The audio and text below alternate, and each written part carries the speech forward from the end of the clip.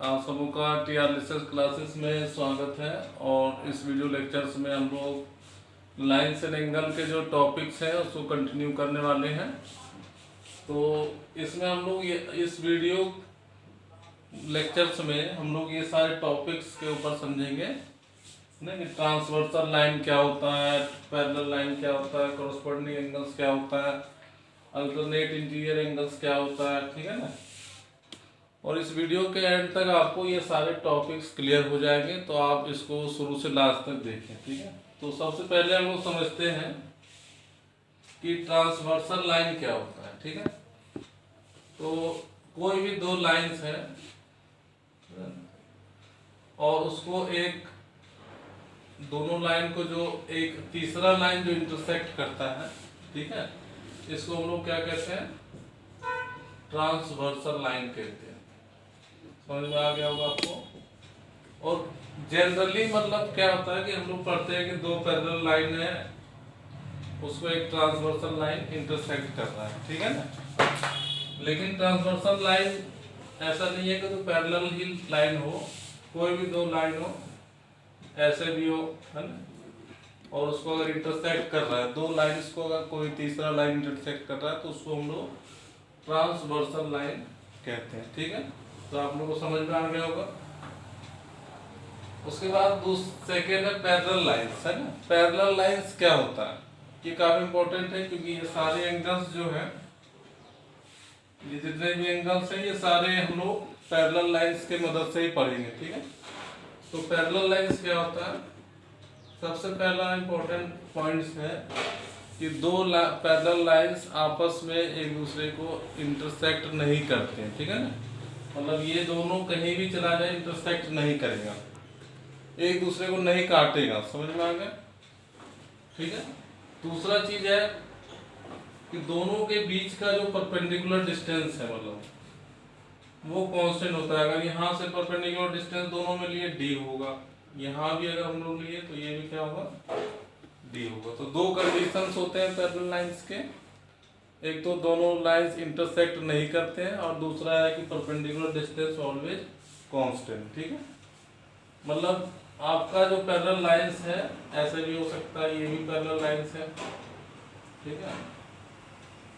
उसके बाद अगर हम लोग देख सकते हैं ये दो लाइंस हैं, तो ये दोनों लाइन जो है वो पैरेलल लाइन नहीं होगा, समांतर रेखा नहीं होगा, क्योंकि ये हम लोग को पता है कि ये आगे जाके कहीं ना कहीं कट इंटरसेक्ट कर जाएगा, ठीक है। तो इसीलिए हम लोग ये जो है, समझ में आ गया आप लोगों को, पैरेलल लाइन से कॉन्सेप्ट समझ में आ गया होगा।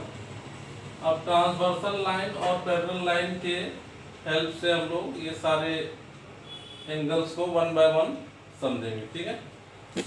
तो सबसे पहले हम लोग ड्रॉ करते हैं लाइन ए बी और दूसरा लाइन है सी डी, ठीक है। ये दोनों पैरेलल लाइन है, ठीक है, मतलब कि हमारा ए बी जो है वो पैरेलल टू सी डी, ठीक है, ये पहला है। और एक ट्रांसवर्सल लाइन हम लोग एल मान लेते हैं, समझ में आ गया आप लोग को।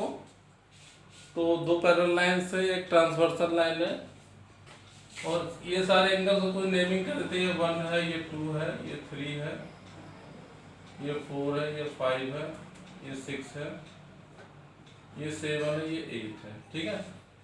तो सबसे पहले समझेंगे कोरस्पॉन्डिंग एंगल्स क्या होता है। कोरस्पॉन्डिंग एंगल्स क्या होता है, तो कोरस्पॉन्डिंग एंगल्स में हम लोग समझते हैं, जैसे ये 1 और 5 जो हो गया हमारा कोरस्पॉन्डिंग एंगल्स हो गया, मतलब 1, मतलब इसके जगह हम लिख देते हैं 1 और 5, ये दोनों इक्वल होंगे, ठीक है। उसके बाद 2 और 6, मतलब कि angle 2 is equal to angle 6। फिर ये एंगल 4 और 8, एंगल 4 और एंगल 8, और एंगल 3 और एंगल 7, ठीक है। तो ये हमारे हो गए कोरस्पॉन्डिंग एंगल्स, ठीक है। मतलब आपको ये एंगल दिया हुआ है तो ऑटोमेटिकली एंगल आपको समझ जाना है कि पैरेलल लाइन है, ट्रांसवर्सल लाइन है, तो ये एंगल इसके इक्वल होगा, ठीक है। उसके बाद सेकेंड है हमारा alternate interior angles. Alternate interior angle किसको कहते हैं, ये और ये एंगल, ठीक है ना, या तो ये दोनों एंगल ले लो या ये दोनों एंगल ले लो, इसको हम लोग क्या कहते हैं, अल्टरनेट इंटीरियर एंगल्स। मतलब 4 = 5 ठीक है। एंगल 4 एंगल 5 के बराबर होगा, एंगल 3 एंगल 6 के बराबर होगा, ठीक है। एंगल 4 ये सारे हो गए अल्टरनेट इंटीरियर एंगल्स, ठीक है। उसके बाद हम लोग समझते हैं अल्टरनेट एक्सटीरियर एंगल्स।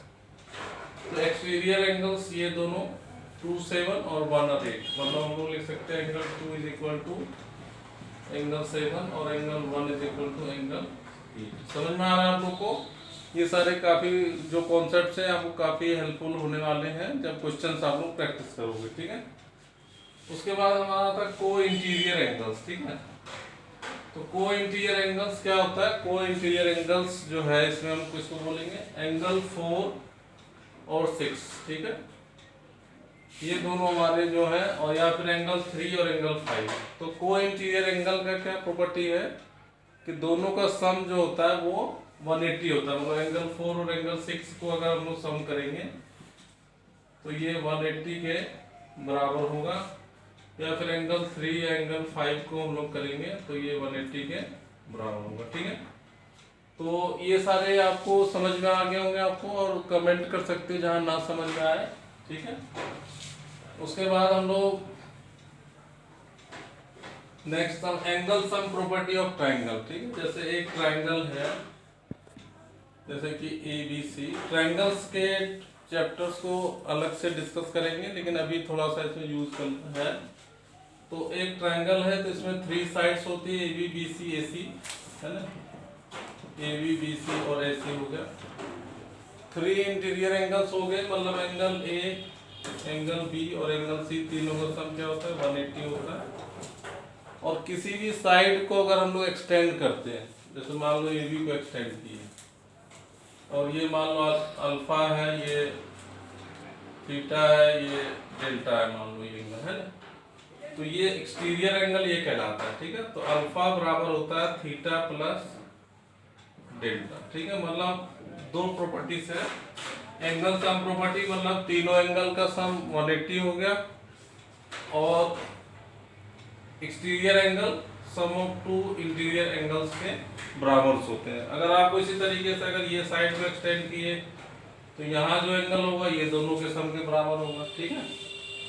तो ये सारे छोटे छोटे कॉन्सेप्ट्स हैं जो काफ़ी इंपॉर्टेंट है। जब आप न्यूमेरिकल करोगे तो उस समय आपका इसका इम्पोर्टेंस समझ में आएगा।